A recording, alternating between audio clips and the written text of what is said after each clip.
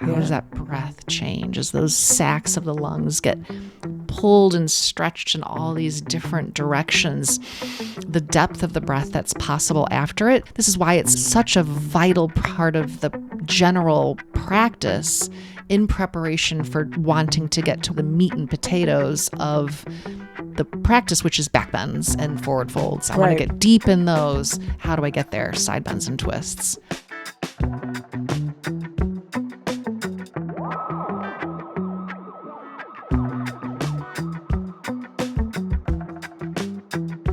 Do we want to talk about one more standing pose and then move on to cooling down? Yeah, sure. Maybe we'll do one more closed and one more open. We'll do triangle for the open because that's such a SI joint irritator. Yeah. And then we'll do rotated triangle. You're on rotated triangle. Okay. So this is a pose where all you're going to want to do is shorten your core. I'm just telling you. And that is not what you want to do. So the first thing is you have to kind of set your ego aside. Blocks are your friend here. Raising the floor up to your arms is your friend, because the more you can actually find a torso that's parallel to the floor, neutral spine, the easier the rotation is going to be, right? And often what happens in this is you don't have a neutral spine because you'll be in deep flexion. And so then you're trying to rotate. This is another place where I've been told to keep a tray of tea on my bum. So I'll do that with a block. I'll put the block on the sacrum, trying to keep that level because, boy, this is a huge twist. And it's very hard to do without bringing your hips with you. So the first thing you got to do is you come into pyramid pose. And then you get long, right? Let's say we've got the right leg back. You're going to bring the right arm forward, and I'll bring it in front of the left leg because I'm still trying to get my torso long. And then on the exhale, I rotate the ribs. Typically what I'll do is almost like I'm doing a tricep lift with a dumbbell, right? I'll pull the elbow up to rotate my ribs, and then I come down. And then I do another tricep lift, and then maybe I'll take my arm out parallel to the floor, reach it out, contract it. And then again, the ribs and the shoulders help me bring my arm up to the sky. But what typically happens is people get really eager to get their arm up. And so they'll drop their hip down and they're crunching in the low back. And yeah, this can be a hazardous pose. Yeah, it's definitely a great apex pose for like a level 1 class or maybe even a level 2 class. And then, then you can play with like, okay, do a balancing on one leg. That's fun. Then you got a rotated party trick. Half moon. That's wow. fun. Yeah, and I think pyramid pose, getting the pelvis centered and then taking the upper body slightly over the front leg starts to prepare the torso for the ask of the twist. Yeah. And I do like starting vertical. Yeah. You get your legs set up and then you've got a strap behind you, burst the strap. We talked about this in the shoulder poses last time, but lift the chest, lean back, get all the back extensors working, because as soon as you start to go forward, they relax. Yeah. Right. And then you lose half of the tools that you have to twist. And in fact, when you're vertical, you could start there, get the back extensors working, lengthen maximally, twist, and then start down to fold forward. Yeah. And there's, do you put the block to the inside of the front leg, to the outside of the front leg? Certainly inside is more available. Outside is even harder. Right. And a lot of hip opening has to happen prior to this pose, I think, to make it happen too. The shorter your hamstrings are, the tighter your hips are, the harder it will be just to tolerate the pose. The hips are closed. The hips are closed. But the hamstrings have to be. You have such open hips. You're like, I don't even know what you're talking about. No, my hips are not that open. They're not that open. They might have been at some point in time, but the one that I fractured isn't very open. Everyone thinks their hips are not open. I've never met someone who said their hips are really open. Yeah, no one. I had someone who was like, oh, I'm really tight in the hips. And then they came into butterfly and their knees were on the ground. I'm like, I don't know what you're talking about. Right, they're doing a full split. So they're like, ugh, my hips are so tight. Yeah. Yeah. Because people have a sensation of tightness in the hips. Yeah. Okay. So anyway, I like the hips to be contained in this pose. And then the rotation, just like we were talking about beforehand, we're not trying to get it in the low back. We're trying to have this be in the rib cage, in the thoracic spine. Yeah. And how I was initially taught this pose, we were taught this initially, was let the pelvis go, turn. Yeah. It's a turn. Yeah. And that's fine because they're going for a lot of depth. And again, the part that takes the hit is the front hip joint.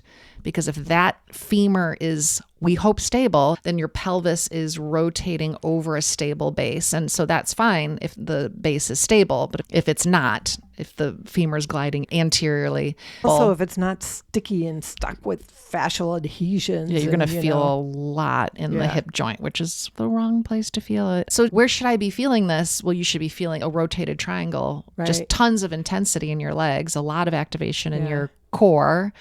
Yeah. So you could look up in that pose, and in any pose where you're supposed to look up towards the ceiling, wonderful training for your balance. And if you can't, your thoracic spine has not rotated sufficiently. Once your thoracic spine has rotated to its full capacity, turning your head is extremely easy. Right. It has the most rotation. And so it's always a great clue that you're not twisting sufficiently in your thoracic spine if you can't turn your head. Also that you're out of alignment. Yeah, that the head your head's down or up or something like that. Right. That really restricts your ability to rotate your cervical. It's side bending, it's forward, right. And that we need to learn to turn from the base of the skull. So C1, C2, there's this very interesting configuration of vertebrae, this peg through a circle. The atlas. Yeah. So the head is like a bobblehead. It's meant to turn at the top of the spine. And so isolating that for students, helping them learn how to rotate the spine, using their hands to cup the base of the skull and the jaw, draw upwards, lengthen through the spine.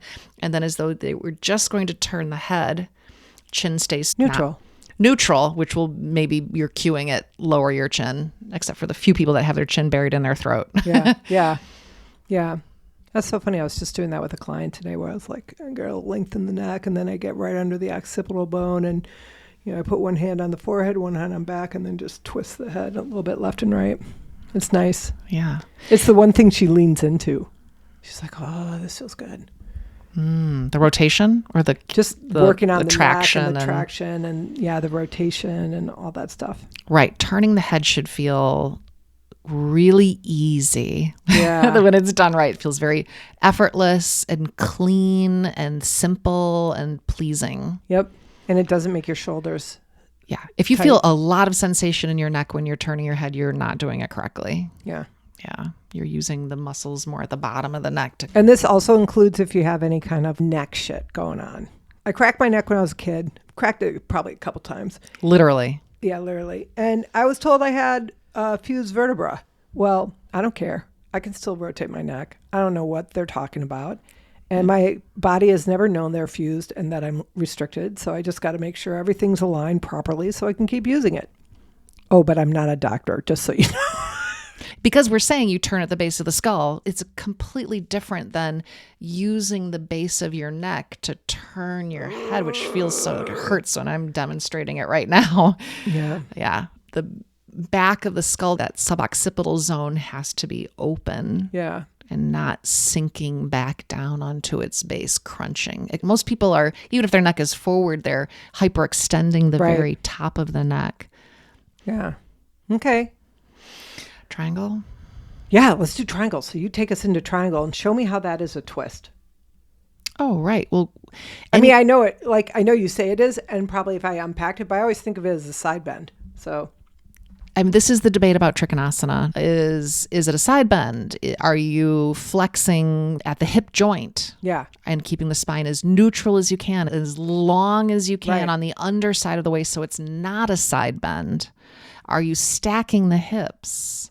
Are you not stacking the hips? I think that you can do triangle pose however you want to do triangle pose, as long as you know what you're doing. For a long time, triangle pose was done with both feet turned straight ahead. And then the Iyengars realized, if I turn that front leg out as I try to lean to that side, I can turn a lot further. Okay. So getting that external rotation in the leg facilitates that abduction and facilitates the leaning of the trunk. Why do we want to lean the trunk over to the side? Well, it strengthens the top lateral line of the body, strengthens the It really flank. strengthens the hip joint too. This is one of the poses that's recommended for arthritis. Yeah, and for osteoporosis. It's It's great for balance. Yep. It's just, is it a functional pose? I say no. but does it have functional value? Yes. That's functional value. Because it's so what? weird. I kind of want to go through the day and figure out how I can add triangle into like picking up some underwear off the floor or something. Right. So I would say that however you choose to do the pose, we're trying to feel it in the correct spaces. So where's the twist? Tell me the twist. Oh, because we've been saying that as that front leg turns out, and so the front leg is parallel to the long edge of the mat, that amount of abduction is not physically possible in the hip without the pelvis turning. Right. That you could turn it out 45 degrees, but if you want it to turn out 90 degrees, you have to let the pelvis turn. Okay. But then we're saying twist your chest open to the ceiling. So now there's a corrective twist. Well, it's just not corrective, but yeah, it's a balancing. It's a balancing aspect to the pose. You don't have to practice the pose this way. People get really upset about this pose and how it's taught. Why? Because are you doing it as a side bend or not? Are you doing it as a twist or not? Are you stacking the hips or not? Because people want there to be one answer and that there's only one right way to do it. Do you shift your pelvis towards the back leg? Everyone teaches to shift the pelvis towards the back leg as you come into the pose to facilitate not side bending. If you were to keep your pelvis still, turn your front leg out 90 degrees, crank on that hip, your pelvis is probably going to turn to make that happen, but you could try to force it square if you want. And then if you're going to lean to the side, you have to side bend. If you don't want to side bend in the pose, you let your pelvis laterally tilt. The pelvis, it's like a teapot is the image in teacher training. Your pelvis is like a bowl and it's filled with always tea. Really? Because the Brits, because of colonizing India. Yeah. Right? So it's tea. We're all drinking tea, but whatever. It's filled with water, with vitamins and electrolytes. I had someone who was a dancer when she was young, her dancer said, it's filled with baby pandas. Oh. And you don't want to let the pandas just fall out. Oh, I love that. I'm so motivated by cute animals. Keep those pandas in there. Anyway, so if your pelvis is a bowl and it tilts into an anterior tilt, the water or the pandas spill out. Goes into a posterior tilt, the pandas fall out the back. You want to keep the pelvis neutral. In triangle pose, the pelvis, if you want it to go with the torso, it has to tip sideways. And so it was like you'd pour the tea, right, and the water comes out, the pandas come out, and they spill over the front leg. Now, where this pose gets problematic for people, flexible people generally with loose, unstable SI joints, is that as they shift their pelvis towards the back leg, they crash into too much hip flexion. On the front leg, they have no problems bringing their torso sideways and parallel to the floor. That happens easily for them. And then if they try to stack their hip, pull that back ilium backwards, it knocks the sacrum out. So in triangle pose, if you get the ilium torsioning against itself, that's when that sacrum twists and pops out, usually on that one side. Right? Very rarely are people unstable on both their SI joints. So they come into triangle pose and they stack the hips, or the hips unintentionally stack when they try to twist. So the front half of the ilium has gone into a lot of anterior tilt, crashing into that hip flexion. And then you try to twist. As soon as you try to twist, that back ilium posteriorly tilts, sacrum goes out. They're side bending, they're rounding through that side of their low back. It's the same thing that happens in Janu Sirsasana. There's a little bit of rounding through that lumbar spine. There's a twist and a side bend, sacrum's out. Boom. It's the surest recipe. Triangle pose, Janu Sirsasana. So how are we going to avoid that? We can take that front ilium, the front half, and posteriorly tilt it, right? We zip up more, slow down that hip flexion. I say if you're flexible in this pose, shift your pelvis towards your front leg as you come into triangle. If your hamstrings are really short and it's hard to get deep in triangle, shift your pelvis towards your back leg. That's going to help you get deeper. You can also lift the front heel if you're tight in triangle pose with the front knee bent and facilitate that hip flexion, then slowly straighten the leg. You can lift the front of your foot in triangle pose, drive your heel into the ground, slow down that hip flexion as you come in. And then the pelvis tends to stay more as a unit where you don't have each half torsioning against one another. Right. And then as you twist, rotate your navel towards your front leg as you spin your breastbone open towards the ceiling. And every amount that you want to twist more deeply through your thoracic spine, you have to stabilize through your core. Right. In an anti-rotational. This is what we want the core to do, is to not necessarily help us twist, but to stop us twisting through the lumbar spine and the pelvis. Right. Bam. Right. Yeah. I mean, the core helps us twist the thoracic spine, but it's also... Yeah, it also has to be like keeping us grounded and stable. Because if a twist is the weirdest motion that we're going to do, it's the one that has to be the most grounded. Yeah. Thinking, is it the weirdest? Probably is the weirdest. Right, because side bend's pretty straightforward. Forward fold, back bend, all straightforward. Right. Twist. Yeah. So I'm thinking about triangle pose, right? Because... yeah, it is a funky pose if you think about it, because really if you're just rotating the pelvis, kind of laterally, right? You're dumping on that front joint. That's where the bone strengthening comes in. Sorry. Well, that's what they say. But bone strengthening doesn't happen from... bearing weight. Not from the joint being out of alignment. Not from the femur running into the acetabulum. No, but it's from bearing weight. Right, compression. But it should be balanced. I mean, Right. I think what everyone does is they just lean on the front leg, and the front leg's doing everything. Right. We need to have a separate episode about triangle pose. Right. Because it's so complex. Yeah. I often start triangle with reverse triangle, and I'll bend and straighten the back leg, like be in the back leg, be in the back leg. And then the rest is just a lot easier. Yeah. Okay. All right, how can we increase twisting in the thoracic? If that's where we want it, what visuals, what tools, how can we, you were saying, get that back rib to come forward? Yeah. If I'm twisting to the right, the glute would press forward as I try to rotate my rib into it, right? And I use the front of the rib to draw in and back to press back towards my scapula. And then I take the back ribs and the scapula, moving me in the other direction. And this is when you use your arms, but the arms are simply a further expression of the core, right? You don't want to pull them out of the joint to pull the rib cage forward. Yeah. So interesting how many different ways you can come into a pose. But I like some of the work that I've seen in Iyengar classes using the kidneys or the lungs to turn. Yeah. Right. So that one lung goes forward, say you're twisting right, that left lung goes forward as the right lung comes back. Or that they spin. Right. Right. It's a visual metaphor. Well, and it's interesting because like we've talked about, it's not your arm that's twisting. Your arm is the accessory. I'm talking about using the skeleton. The lungs bring it deeper inside. They bring it deeper inside to the core. The breath is so helpful with twists. And you can use the breath. You can fill in the part of the body that you want to move one way. And also using the breath in a twist is really helpful because it strengthens the respiratory diaphragm. It's putting extra effort on the ability of that muscle to expand on an inhale. And actually, when you think about it, right, all we're doing is we're bringing our attention in closer to the part of the body that we're actually manipulating. So we're trying to get closer and closer to that spine and use the resources around it to get it to maneuver. Gabriel used to say, notice the first breath after the twist. When you come out? When you come out. Yeah. How does that breath change as those sacs of the lungs get pulled and stretched in all these different directions?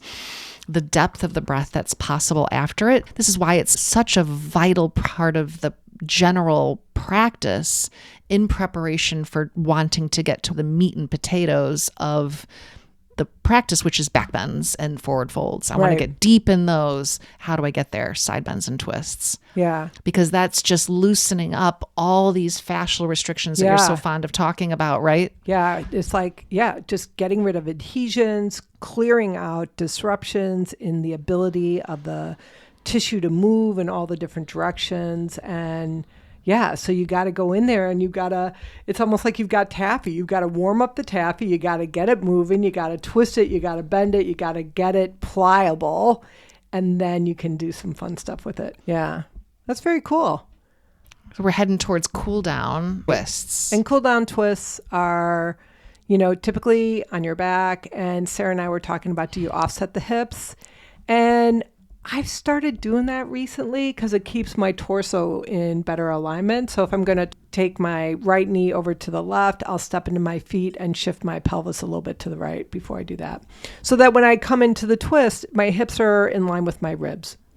Yeah, that reclining twist. Yeah. Where the bottom leg is straight, the other leg is bent. Right. And then you twist, you pull that bent leg to the opposite side of the body.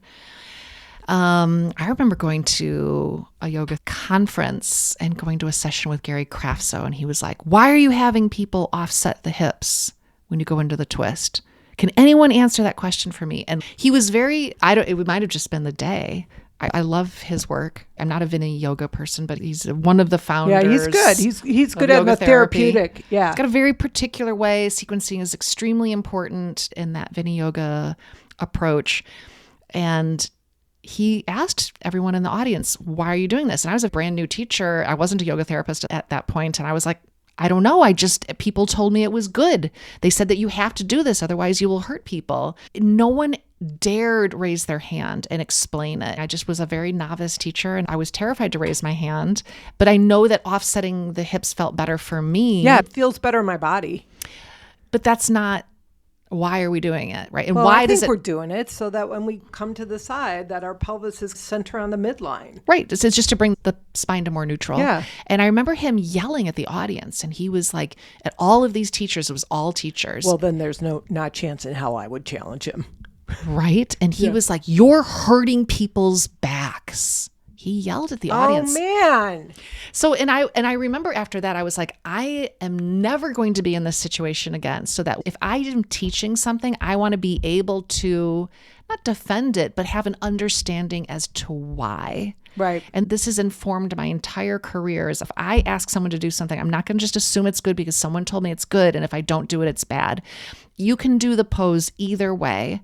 And I think if you have a lumbar flexion tendency student in front of you, or a class of generally people are stiffer in that lumbar spine, they've lost their curve, they're all tucking, then you want to offset those hips. Because if you just round that spine and go into the twist, it's going to hurt.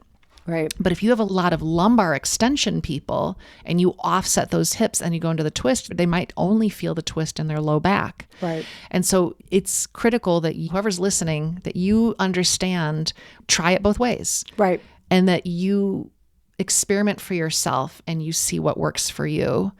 And as a teacher, you have to figure out, at this point with my established students, I say, okay, now you're going to choose your twist and do the one that's best for you. Right. But if it's a lot of new people, I say, okay, if your low back tends to arch really strongly and your buttocks are full and they stick out behind you, don't offset your hips. If you have a really flat butt and your back is fairly stiff, like in cobra pose, try offsetting your hips and see how this feels. Yeah.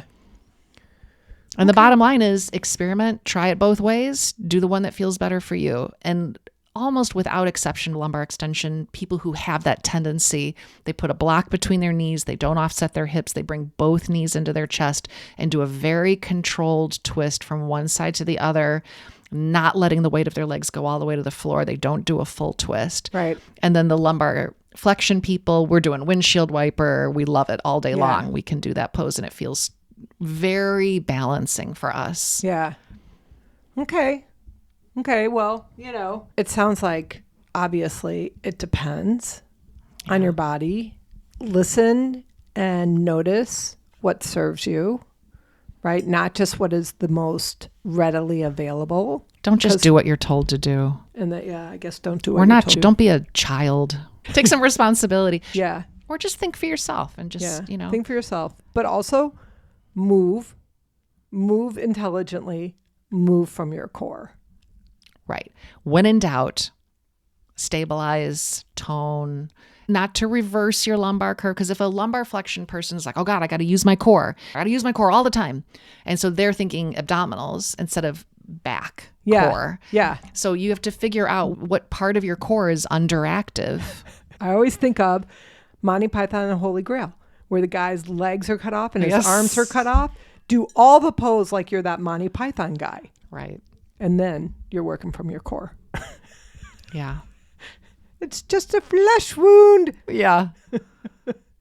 Right? That gets to that inherent twist because people without legs can certainly propel themselves through the world. Yeah. And that's that counter twist that happens, that relationship between one shoulder and the opposite hip. Yeah. And there's that cross relationship from the pec through the abdominals, that rectus, to the inner thigh of the opposite leg. Yeah. You can do entire classes building on that relationship of drawing the front of one shoulder towards the inner thigh of that opposite leg. And it really gets you to use that functional myofascial line. If you're a lumbar flexion person, ouch. Yeah. But a lumbar extension person, that's a fantastic way to start to connect. When we talk about muscles, it's not because muscles do things. We understand the nervous system directs the game, but it's a way of building sensory awareness and directing a body part towards another body part and one end of something towards the opposite end of something else. Keeping the paths of communication open, which is also important. And I've noticed sometimes that deteriorates too. So we want to keep those pathways open.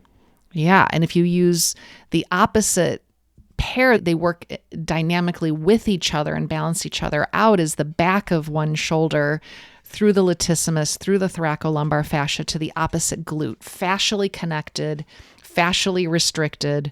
But for the lumbar flexion person, having them do the same twist, but activate the glute and that opposite shoulder as they twist towards the front leg, then you're balancing out the lumbar flexion person and it feels better. That's really complicated, and you need like a level 2 class to start to work on that subtle level. Or you could choose to just do one side the whole time. Yeah. And just hope for the best with the other half of the class, that those people are doing okay. Well, it seems to me the summary is twist, don't turn, or turn, but know you're turning, and try to keep a neutral spine, try to find length, and listen to your body, be intelligent, and make sure that the movement you're doing is in your service. Right. If you want to twist deeply before you go deep into the pose. Yeah. Don't wait until you're deep in the pose. Twist when you're still vertical, when you're still neutral, get as deep as you want, then laterally tilt your pelvis into triangle. Don't try to do the twist last. Okay. Do the twist first. Okay. And then as teachers, you're invited to think of the multiplicity of ways that you can come into teaching twists. Yeah. And it really fosters so much deep release in the body. Don't neglect your twists just because they're hard to teach. Yeah. Or teach your twists with some, a little bit more consideration. Right. For what we're trying to Inhale, do. lengthen, exhale, twist is not sufficient. Although it's a decent start. It's a good start. It's a very good start. Yeah. All right. Sounds good. Now that we have given you all the ways you can think about it, this was just basic twists. I know. We even get to scapular movement in the twist. What's our next pose? Are we doing triangle or are we doing gate pose? I'm kind of like, ooh, Let's do gate. Let's do gate because it's a starter. It's a primer for triangle. Okay. And there's a lot Maybe of we fun could do ones. them together. Okay, let's try that. Gate pose and triangle pose together. Is that doing a disservice? Let's look at it. Okay. Because it could be one conversation and 6 episodes. Okay, namaste. Namaste. Thank you, Jane. Thank you, Sarah. Bye.